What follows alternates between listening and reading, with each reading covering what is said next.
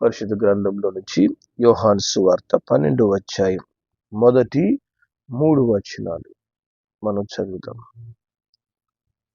కాబట్టి యేసు తాను మృతులలో నుండి లేపిన లాజరు ఉన్న బేతనియకు పస్కా పండుగకు 6 దినాలు ముందుగా వచ్చెను. అక్కడ వారు ఆయనకు విందు చేసిరి. మార్తా ఉపచారం చేసెను, లాజరు ఆయనతో కూడా భోజనం కూర్చున్న వారిలో ఒకడు. అప్పుడు మరియా మిక్కిలి విలువ గల అచ్చ జటామాంసి అత్తరు ఒక సేరున్నర ఎత్తు తీసుకుని యేసు పాదములకు పూసి తన తల వెంట్రుకలతో ఆయన పాదములు తుడిచెను. ఇల్లు ఆ అత్తరు వాసనతో నిండెను. హల్లెలూయా. దేవుని నామానికి మహిమ కలుగును గాక. ఇక్కడ ఒక చక్కని దేవుని ప్రేమించిన కుటుంబం మనకంటే కనబడుతుంది. మరి ఆ కుటుంబము మనకందరికి తెలిసినటువంటి కుటుంబం. లాజరు, మార్తా, మరియా అనేటువంటి మరి అక్క చెల్లెళ్ళు తమ్ముడితో కలిసినటువంటి దేవుడు ప్రేమించిన కుటుంబం, దేవుని ద్వారా ప్రేమించబడిన కుటుంబము అని పిలువబడినటువంటి కుటుంబం. కాబట్టి ఈ కుటుంబము నుంచి మనము నేర్చుకోవాల్సినటువంటి కొన్ని సత్యాలు ఈరోజు పరిశుద్ధ గ్రంథం నుంచి మనము ధ్యానించబోతున్నాం. చూడండి, మన ఇల్లు ఎప్పుడు కూడా దేవుని ఆశీర్వాదంతో నింపబడాలి. మరి వారి ఇల్లు ఏమైందంట? అత్తరు వాసనతో నిండిందంట. దేవుని ఆశీర్వాదంతో మన కుటుంబము నింపబడాలి అంటే మనము ఈ కుటుంబం చేసినటువంటి క్రియలు మనం జ్ఞాపకం చేసుకోవాలి. మరి వీరిని మనం గమనించినట్లయితే ఇదే సంభవం మనకు లూకా సువార్తలో కూడా మనం చూస్తాం. లూకా సువార్త 10వ అధ్యాయంలోకి మనం వెళ్తే మరి 38వ వచనం మనం చదువుదాం. అంతటా వారు ప్రయాణమైపోవచ్చుండగా ఆయన ఒక గ్రామంలో ప్రవేశించెను. మార్తా అను ఒక స్త్రీ ఆయనను తన ఇంట చేర్చుకొనెను. కాబట్టి ఈ కుటుంబము యొక్క ఆశ, ఆసక్తి దేని మీద ఉందంటే యేసయ్యను మా ఇంట చేర్చుకోవాలి, యేసయ్యను మా ఇంట్లో ఉంచుకోవాలి, యేసు మాతో ఉండాలి. హల్లెలూయా. దేవుని నామానికి మహిమ కలుగును గాక. ఈ ఆశ దేవుని బిడ్డలమైన మన అందరం కలిగి ఉండాలి. వారు యేసయ్యను వారి ఇంట్లో చేర్చుకున్నట్లు మనము యేసయ్యను మన హృదయంలో చేర్చుకోవాలి. మన హృదయము దేవుని ఆలయం. మన ఇల్లు దేవుని నివాస స్థలముగా మారాలి అంటే మొట్టమొదట మన హృదయాలు దేవుని కోసం తెరవాలి. మరి యేసయ్యను వారి ఇంట్లో చేర్చుకొనుట ద్వారా వారి జీవితాల్లో అనేకమైన మేళ్ళు మరి ఈ బేతనియా కుటుంబం అనుభవించింది. అదేవిధంగా మన జీవితాల్లో దేవుడు చేయాలనుకున్న మేళ్ళన్నీ కూడా మనము అనుభవించాలంటే అట్టి ఆశీర్వాదములతో నింపబడిన కుటుంబంగా మన కుటుంబం తయారవ్వాలంటే ప్రతి దినము యేసుని మన ఇంట చేర్చుకోవాలి. ప్రతి ఉదయకాలంలో మనం ఏం చేయాలి? దేవునికి మన ఇంట్లో స్థానం ఇవ్వాలి. దేవునితో సహవాసముతో నీ దిన ఆరంభం ప్రారంభించబడాలి. హల్లెలూయా. అట్టి అనుభవం కలిగిన కుటుంబమే ఆ రోజంతా ఆశీర్వాదం, ఆ దినమంతా దేవుని యొక్క నడిపింపు. మరి నిన్నటి దినమున నేను యేసయ్యను చేర్చుకున్నాను, ఈ రోజు నాకు వేరే పనులు ఉన్నాయంటే కుదరదు. ప్రతి దినము యేసు కొరకు పరితపించే హృదయం మనకుండాలి. మరి ఆయన వచ్చినటువంటి ఆ బేతనియా గ్రామంలో దేవుని కొరకు తప్పించే హృదయం కలిగినటువంటి ఈ కుటుంబము మట్టుకే యేసయ్యను ఇంట్లో చేర్చుకోగలిగిందట. హల్లెలూయా. అందుకే యేసయ్య ఏం చేశాడు? ఆ కుటుంబాన్ని ప్రేమించాడు, ఆ కుటుంబమును ఎంతో ప్రేమించాడట. హల్లెలూయా. అందుకే మరి లాజరు అనారోగ్యంతో ఉండినప్పుడు నువ్వెంతో ప్రేమించినటువంటి వాడు రోగి అయి ఉన్నాడు అని యేసయ్యతో చెప్తున్నాడు. మరి యోహాను సువార్త 11వ అధ్యాయము 5వ వచనం చెప్తుంది, యేసు మార్తాను ఆమె సహోదరిని లాజరును ప్రేమించెను అని చెప్పి. హల్లెలూయా. ఆ కుటుంబాన్ని దేవుడు ప్రేమించాడు. మన కుటుంబాన్ని దేవుడు ప్రేమించాలి. మన కుటుంబమును దేవుడు ప్రేమించాలి అంటే దేవునికి మన ఇంట్లో స్థానం ఉండాలి. ఎటువంటి స్థానము? 10వ స్థానమో చివరి స్థానమో కాదు. యేసయ్యకు ముఖ్యత్వం, యేసయ్యకు మొదటి స్థానం. నీ హృదయంలో యేసయ్యకు స్థానము, నీ జీవితంలో యేసయ్యకు స్థానము, నీ గృహములో యేసయ్యకు స్థానం. హల్లెలూయా. నిద్రలేయగానే మొట్టమొదటి దేవునికి మనము స్థానం ఇవ్వాలి. యేసయ్యా, నేను నీతో నా దినాన్ని ప్రారంభిస్తాను అంటే అప్పుడు యేసయ్య ఏం చేస్తాడు? మనల్ని ప్రేమిస్తాడు. మనల్ని ప్రేమించిన యేసు ఏం చేస్తాడు? యోహాను సువార్త 14వ అధ్యాయం 23వ వచనం ఆయన అంటాడు, యేసు, ఒకడు నన్ను ప్రేమించినడల్లా వాడు నా మాట గైకొనును, అప్పుడు నా తండ్రి వానిని ప్రేమించును, మేము వాని యుద్ధకు వచ్చి వాని యుద్ధ నివాసం చేస్తాం. హల్లెలూయా. ఎప్పుడైతే నువ్వు యేసయ్యను చేర్చుకునే ఆ మంచి మనస్సు, యేసయ్యను ప్రేమించే మనసు నీ జీవితంలో ప్రతి దినము యేసుతో ప్రారంభించే అనుభవం నీకు ఎప్పుడైతే ఉంటుందో, యేసయ్య ఏం చేస్తాడంట? ఆయన కూడా మనల్ని ప్రేమించి మన ఇంట్లో నివాసం చేస్తాడు. బేతనీయ కుటుంబంతో కూడా నివాసం చేసిన యేసు నీ కుటుంబంతో నివాసం చేస్తాడు, మీ ఇంట్లో నివాసం చేస్తాడు. హల్లెలూయా. మన ఇంట్లోకి ప్రవేశించే వ్యక్తి ఎవరు? భూమి ఆకాశములు సృజించినటువంటి సర్వశక్తిమంతుడైన దేవుడు. ఆయన కంటే అధికంగా మనం దేన్ని ప్రేమించాలా? దేన్ని ప్రేమిస్తే మనకు మేలు కలుగుతుంది? హల్లెలూయా. కాబట్టి ఆయనను ప్రేమించే కుటుంబంగా, ఆయనను ఇంటిలో చేర్చుకునే కుటుంబంగా మన కుటుంబం ఉండాలి. యేసయ్యను ఆ మార్గంలో వచ్చిన ప్రతిసారి వారి ఇంట్లో చేర్చుకున్నారంట. ఈరోజు నీ ఇంట్లో యేసయ్య ప్రవేశించాడా? నీ ఇంట్లోనికి యేసయ్య స్వరము ప్రతిదినము నింపబడుతుందా, వినిపింపబడుతుందా? లేదా సమయం ఉన్నప్పుడు, అవకాశం ఉన్నప్పుడు మట్టుకే అన్నట్టు మనం ఉంటున్నామా? నాకు వీలుంటే యేసయ్యకి స్థానం ఇస్తాను, లేకపోతే నేను నా యొక్క పనులలో ఉంటాననుకుంటున్నావా? యేసయ్య ఇంట్లో చేర్చుకున్నటువంటి కుటుంబము దీవించబడిన కుటుంబం. హల్లెలూయా. రెండోదిగా ఆమె ఏం చేస్తున్నారు? మరి లూకాసు సువార్త 10వ అధ్యాయంలో మనం గమనిస్తే, లూకాసు సువార్త 10వ అధ్యాయం 39వ వచనం, ఆమెకు మరియా అని సహోదరి ఉండును, ఆమె యేసు పాదాల యొద్ద కూర్చుండి ఆయన బోధ వినుచు ఉండెను. హల్లెలూయా. కాబట్టి రెండోదిగా యేసుని ప్రేమించిన వారిగా యేసయ్య చెప్పిన మాట మనం వినాలి. యేసయ్య చెప్పిన మాటలు వినే కుటుంబంగా, యేసయ్య ఇచ్చే ఆలోచన అనుసారంగా నడిచే విధంగా మనం ఉండాలి. హల్లెలూయా. కాబట్టి యేసుని ప్రేమించడంతో సరిపోదు, యేసయ్య బిడ్డలని చెప్పుకుంటే సరిపోదు, నేను క్రైస్తవుడు అనుకుంటే సరిపోదు. యేసయ్య నీకు ఏం చెప్తున్నాడో, ఏం చేయమంటున్నాడో, ఏం చేయొద్దంటున్నాడో ఆ ఆలోచనను మనం తీసుకొని ఆ ఆలోచన ప్రకారంగా మనము నడిచేవారిగా ఉండాలి. ఇక్కడ బేతనీయ కుటుంబాన్ని దేవుడు ఎందుకు ప్రేమించాడంటే, వారు దేవుని మాట వినేందుకు ముఖ్యత్వం ఇస్తున్నారు. హల్లెలూయా. వారు యేసయ్య పాదాల దగ్గర కూర్చుంటున్నారంట.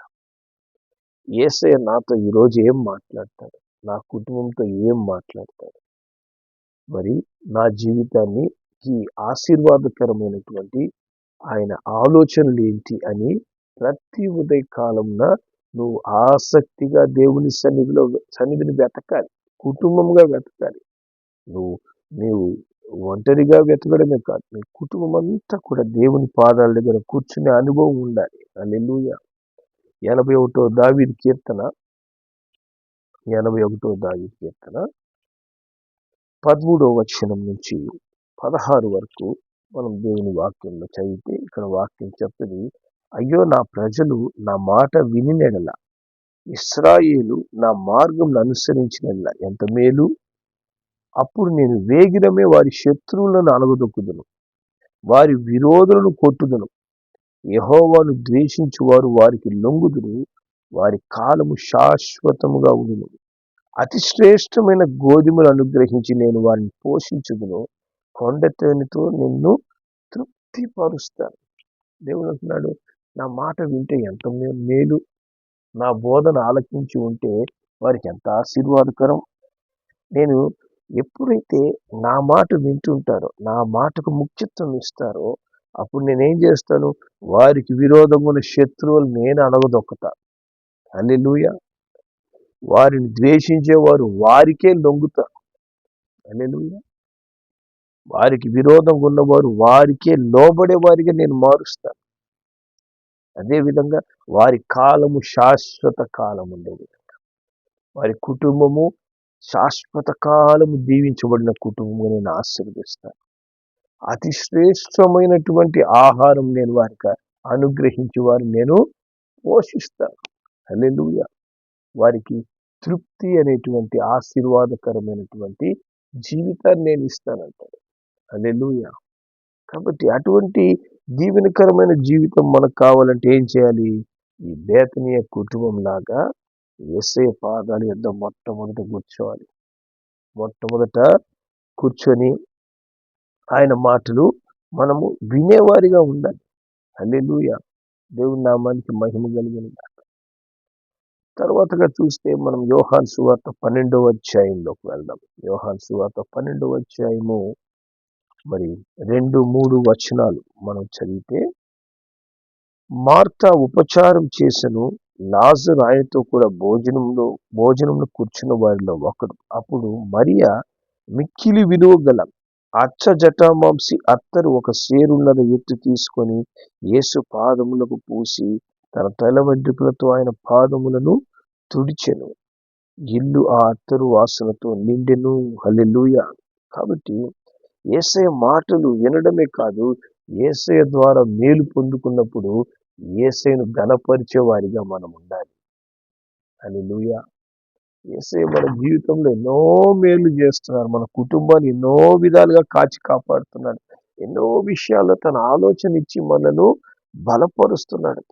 ఎన్నోసార్లు మనం కృంగిపోయినప్పుడు మనకు తన ఆదరణ ఇస్తున్నాడు. అన్ని విషయాలు, అన్ని సమయాల్లో యేసు నీకు తోడై ఉన్నప్పుడు మనం ఆ యేసయ్యని ఏం చేయాలంటే ఘనపరిచేవారిగా, ఆయన ఆరాధించేవారిగా, ఆయనను మహిమపరిచేవారిగా మనం ఉండాలి. హల్లెలూయా. ఇక్కడ ఈ యొక్క మరియా ఏం చేస్తుంది? యేసయ్యను ఘనపరచడానికి విలువైనటువంటి అత్తరు తీసుకొని ఆయన పాదములకు పూస్తుందట. తల వెంట్రుకలతో ఆయన పాదాలను తుడుస్తూ ఉంది. దేవునికి మహిమ కలుగును గాక. అయ్యా, నా జీవితంలో ఘనత పొందడానికి అర్హుడవు నీవు మట్టుకేనైనా అంటూ ఆమె తల వెంట్రుకలను ఆమె ఏం చేస్తుంది? యేసయ్య పాదాలకు తుడిచేందుకు ఉపయోగించిందట. దేవునికి మహిమ కలుగును గాక. అది తగ్గింపుకు గుర్తు, లోబడుతున్నటువంటి స్వభావానికి గుర్తు. ఆమె నా తలను నీ పాదాలకు ఆనిస్తున్నానయ్యా, అయ్యా నా జీవితానికి నీవే యజమానివి, నా జీవితానికి సమస్తం నీవేనైనా అంటూ యేసయ్య పాదాలను తల వెంట్రుకలతో తుడుస్తోంది. హల్లెలూయా. దేవుని నామానికి మహిమ కలుగును గాక. దేవుడు అంటాడు, నన్ను ఘనపరచువారని నేనే ఘనపరుస్తాను అని చెప్పి. హల్లెలూయా. కాబట్టి దేవుని ఘనపరిచే వారిగా మనం ఉన్నప్పుడు నిన్ను దేవుడే ఘనపరుస్తాడు. 1 సమూయేలు 2వ అధ్యాయం 30వ వచనంలో ఆ మాటలు రాయబడి ఉన్నాయి. నన్ను ఘనపరచువారిని నేను ఘనపరుస్తాను, నన్ను తృణీకరించేవారు తృణీకారం పొందుతారు. కాబట్టి యేసు నాకు అక్కర్లేదు, నాకు అసలు టైమే లేదు అనే విధంగా మన జీవితాలు ఉంచుతుంటే దేవుడు అంటాడు, నన్ను తృణీకరిస్తున్నావా? నేను తృణీకరిస్తాను. నన్ను ఘనపరుస్తావా? నిన్ను ఇంకా గొప్పగా గనపరుస్తా, ఇంకా గొప్పగా నిన్ను ఆశీర్వదిస్తా. నన్ను హృదయపూర్వకంగా ఆరాధిస్తున్నావా, మేలుతో నిన్ను తృప్తిపరుస్తాను. నన్ను స్తుతిస్తున్నావా, నా రక్షణ కార్యాలు నీ జీవితం నేను కనబరుస్తానంటాడు దేవుడు. హల్లెలూయా. దేవుని నామానికి మహిమ కలిగింది. మరి అదే బేతనీయ కుటుంబంలో ఒక స్త్రీ ఉంది. ఎవరు? మార్త. ఆమె కూడా మనకు ఒక మంచి ఉదాహరణగా నిలబడిపోయింది. లూకాసు వార్త 10వ అధ్యాయంలోకి వెళ్తే, లూకాసు వార్త 10వ అధ్యాయం మరి 40వ వచనం మనం చదువుదాం. మార్త విస్తారమైన పని పెట్టుకున్నట చేత తొందరపడి ఆయన వద్దకు వచ్చి, ప్రభువా, నేను ఒంటరిగా పని చేయుటకు నా సహోదరుడు నన్ను విడిచిపెట్టినందున నీకు చింతలేదా? నాకు సహాయం చేయమని ఆమెతో చెప్పుమని. చూసారా? మరి యేసయ్యను చేర్చుకున్న కుటుంబమే, కానీ ఈమె ఏం చేస్తుంది? విస్తారమైన పనులు పెట్టుకుంటుంది. దానితో ఆమెకేమవుతుంది? విచారం, చింత, దుఃఖం, మరి ప్రతి విధమైనటువంటి ఆవేదన ఆమె హృదయాల్లో నింపబడ్డాయి. కాబట్టి ఆమె ఏమంటుంది? అయ్యా, ఇదిగో తండ్రి, నా యొక్క హృదయం అంతా చింతనే, నాకంతా విచారమే. చూడండి, కొన్ని కుటుంబాలు అట్లాగే ఉంటాయి.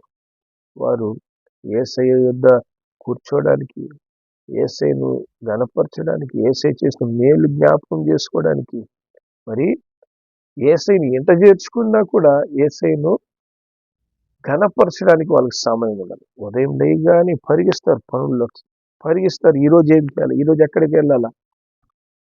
దానివల్ల ఏమొస్తుంది? మార్తకు వచ్చినటువంటి చింత వస్తుంది, మార్తకు వచ్చినటువంటి దుఃఖము, కోపము. యేసయ్య దగ్గరే ఆమెకి కోపం వచ్చేస్తుంది. సొంత సహోదరిని దూషిస్తుందని.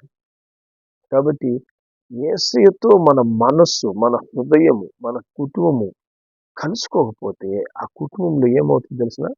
చింత, కలవరము, గొడవలు, సమస్యలు, శోధనలు, పోరాటాలు అన్నీ కూడా ఆ కుటుంబంలో ఏర్పడిపోతాయి. యేసయ్య ఉన్నప్పుడే, యేసయ్య వాళ్ళ ఇంట్లో ఉన్నప్పుడే ఈ పోరాటంతో ఒక స్త్రీ అక్కడ ఉంది. మరియ వల్ల అక్కయ్య మార్త. మరి ఆమెకు చింత ఏర్పడుతుందంట. ఎందుకంటే యేసయ్య దగ్గర కూర్చునే ఆ మనస్సు లేకుండా, యేసయ్య ఇంట్లో ఉన్నాడని, నాతో ఉన్నాడే, మరి ఆయన దగ్గర కూర్చొని ఆయన మాటలు వినాలనే ఆశ లేకుండా ఉన్నందువల్ల చింతను చేర్చుకుంటుంది. కాబట్టి లేచినప్పటి నుంచి నువ్వు పనులలో పరిగెస్తున్నావు అంటే, లేచినప్పటి నుంచి నువ్వు అన్ని పక్కన దేవుణ్ణి స్తుతించకుండా, దేవునికి నీ జీవితంలో స్థానం ఇవ్వకుండా నువ్వు అటు ఇటు పరిగెస్తున్నావు అంటే మనకు దొరికేది ఏంటి? మనకు దొరికేది చింతే, మనకు దొరికేది కలవరమే. కాబట్టి ముందు యేసయ్య దగ్గర కూర్చోండి. అందుకే యేసయ్య ఇక్కడ ఏమంటున్నాడు మరి ఆమెతో? 41వ వచనము, 42వ వచనంలో మనం చదువుదాం. యేసయ్య అంటాడు, అందుకు ప్రభువు, మార్తా మార్తా, నువ్వు అనేకమైన పనులను గూర్చి విచారం కలిగి తొందరపడుచున్నావు, కానీ అవసరమైనది ఒకటే. మరియా ఉత్తమమైన దాన్ని ఏర్పరచుకునను, అది ఆమె యొద్ద నుంచి తీసివేయబడదని ఆమెతో చెప్తున్నాడు. హల్లెలూయా. కాబట్టి యేసయ్య అంటున్నాడు, ఆమె టెన్షన్, ఆమె యొక్క కలవరాన్ని చూసి 2 సార్లు పిలుస్తున్నాడు, అమ్మా మార్త, అమ్మా మార్త. అంటే మార్త పరిగెస్తుంది టెన్షన్లో, యేసయ్య దగ్గర నిలబడ్డంలే. మార్త మార్త, ఇట్రా, నువ్వు టెన్షన్ పడద్దు, నువ్వు కూల్గా ఉండు. కొంతమందికి టెన్షన్ తట్టుకోలేరు, బీపీలు పెరిగిపోతుంటాయి. ఉదయం లేయంగానే బీపీలు, షుగర్ లెవెల్ చెక్ చేసుకుంటుంటారు, ఏమైపోయింది నాకు అని చెప్పి. యేసయ్య కూడా అంటున్నాడు, అమ్మా, నీ బీపీ, నీ షుగర్ కంట్రోల్ మార్త, కూల్గా ఉండు. నీకు అన్నీ కావాల్సినవి, అనవసరమైన వాటి గురించి అధికంగా ఆలోచిస్తున్నావు. అస్సలు నీకు కావాల్సింది ఒకటే, ఆ ఉత్తమమైన దాన్ని నీ చెల్లెలే పొందుకుందమ్మా. ఇదిగో నేనే నీకు కావాలి, నా వెంట నువ్వు ఉంటే అన్నీ నీకు సమకూర్చబడతాయి, అన్ని చక్కగా అనుగ్రహించబడతాయి. హల్లెలూయా. కాబట్టి అనవసరంగా ఆలోచించి టెన్షన్, బీపీలు పెంచుకోవద్దండి, కలవరపడద్దండి. యేసయ్యను మనం ఇంట్లో చేర్చుకొని ఉన్నామని మర్చిపోకూడదు. యేసయ్య మాటలు మనం వింటున్నామనేది మర్చిపోకూడదు.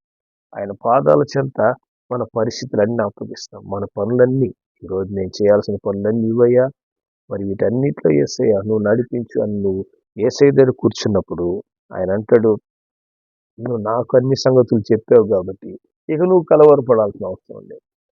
ప్రతి విషయంలో నేను నీకు తోడై ఉండి నడిపిస్తాను. నీకు అత్యద్భుతమైన జయాన్ని, దేవుని యొక్క కాపుదలను నీకు నీ కుటుంబానికి నేను అనుగ్రహిస్తాను. చాలా మందికి రకరకాల ఆలోచనలు ఉంటాయి. ఈరోజు మా బిడ్డల పరిస్థితి ఏంటి, మరి నా పరిస్థితి ఏంటి, నేను ఎదుర్కొంటున్నటువంటి మరి ఆ, ఆర్థిక సమస్యలు కావచ్చు, మరి అనారోగ్య సమస్యలు కావచ్చు, మరి ఉదయం రాత్రి నిద్రపోయేటప్పుడు నిద్రలో మనకి ఏం జ్ఞాపకాలు ఉండవు. నిద్రలు ఏం కానీ అన్ని మళ్ళీ తిరిగి మైండ్లోకి వచ్చేస్తాయి. అబ్బా ఈరోజు ఏం చేయాలి, ఏం పర్వాలేదు, అన్నిటిని చూసుకోవడానికి యేసయ్య నీ ఇంట్లో ఉంటే చాలు. యేసయ్యకి నీ పరిస్థితిని అప్పగించుకుంటే చాలు. నీ ఇల్లు దేవుని ఆశీర్వాదములతో నింపబడుతుంది. హల్లెలూయా. వారి ఇల్లు అత్తరు వాసనతో నిండిందంట. దేవుని దీవెనతో నిండిందంట. హల్లెలూయా. ఈ దినము నువ్వు కలవరములతో నింపుకుంటున్నావా, చింతతో నింపుకుంటున్నావా, విచారం కలిగి ఉన్నావా? బాధపడాల్సిన అవసరం లేదు. ఈ దినాన్ని తిరిగి యేసయ్యతో ప్రారంభించు. ప్రతిరోజు కూడా, ప్రతి దినాన్ని నువ్వు యేసుతో ప్రారంభించి యేసయ్యను స్తుతించడం నేర్చుకో. యేసయ్య పాదాల దగ్గర కూర్చోవడం నేర్చుకో. నీ హృదయాన్ని యేసయ్యకి ఇవ్వు. ప్రతి పరిస్థితిని యేసయ్యకు అప్పగించు. దేవుడు అంటాడు, ఉత్తమమైన దాన్ని నువ్వు ఎన్నుకున్నావు కాబట్టి నీకు శ్రేష్టమైన ఆశీర్వాదాన్ని నేను నీకు అనుగ్రహిస్తాను. నీ కుటుంబాన్ని దీవించే బాధ్యత నాది. మరణం వచ్చినా కూడా ఆ మరణాన్ని దేవుడు జీవముగా మార్చాడు. లాజరు యొక్క మరణాన్ని దేవుడు ఏం చేశాడు? జీవముగా, ఆశీర్వాదంగా మార్చాడు. అదేవిధంగా నీ జీవితంలో ఎంత కఠినమైన పరిస్థితులు గుండా మనం నడిచినా కూడా మన ఇంట్లో యేసు ఉంటున్నట్టయితే అన్ని మనకు మేలే, అన్ని ఆశీర్వాదమే. దేవుడు అంటాడు, ఈ పరిస్థితి మరణం కొరకు వచ్చింది కాదు, మేలు కొరకే వచ్చింది, దాన్ని నేను మేలుగా మార్చేస్తాను. హల్లెలూయా. సో అంత గొప్ప దేవునికి మనం ప్రతిరోజు ముఖ్యత్వం ఇస్తున్నామా, లేదా మార్త అలాగా పరిగెస్తున్నామా?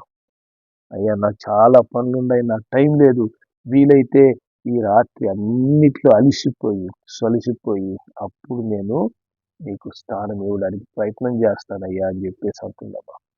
మొట్టమొదట యేసయ్య పాదాల దగ్గర కూర్చోవాలి. నీ హృదయాన్ని యేసయ్యకి, వారి హృదయం తెరవాలి.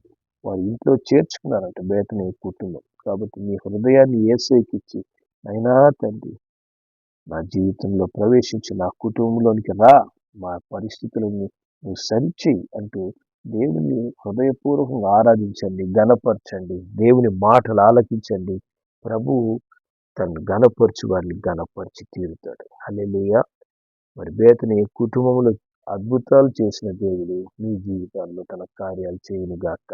ప్రార్థన చేద్దాం. ప్రేమగల మా తండ్రి, ఈరోజు అయినా నీ వాక్యం ఇచ్చినటువంటి నీ బిడ్డలు వారి ఇంట్లో ఏ అవసరతలు ఉన్నాయి, ఏ పరిస్థితులు ఉన్నాయో, ఏ వ్యాధి బాధల గుండా నీ బిడ్డలు నడుస్తున్నారో అవన్నీ మీరు ఎరిగిన దేవుడు నాయన.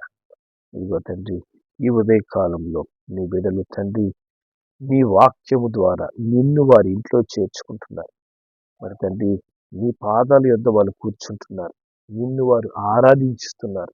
తండ్రి ఈ విధంగా తండ్రి అనుదినము అయినా వారు దేవుని సన్నిధిలో కూర్చొని నిన్ను ఆరాధించి నీతో వారి దినాన్ని ప్రారంభిస్తూ ఉండగా అనుదినము అయినా తండ్రి వారి కలవరానికి కారణమైన ప్రతి క్రియలను దూరపరిచి ఉత్తమమైనది నీ బిడ్డలు ఎన్నుకుంటున్నందువల్ల ఉత్తమమైన కార్యాలు నైనా నీ బిడ్డలమైన మా అందరి జీవితాలు నెరవేర్చి ప్రతి పరిస్థితిలో తోడై ఉండి అయినా నీ విడుదల, నీ రక్షణ కార్యాలతో మా జీవితాలను నింపమని, ఆశీర్వదించమని నీ చేతికి అయినా మరి నీ బిడ్డలను వారి కుటుంబ సభ్యులందరిని అప్పగించుకుంటూ ఏ సతి శ్రేష్టమైన నామంలో ప్రార్థిస్తున్నాను తండ్రి. ఆమేన్.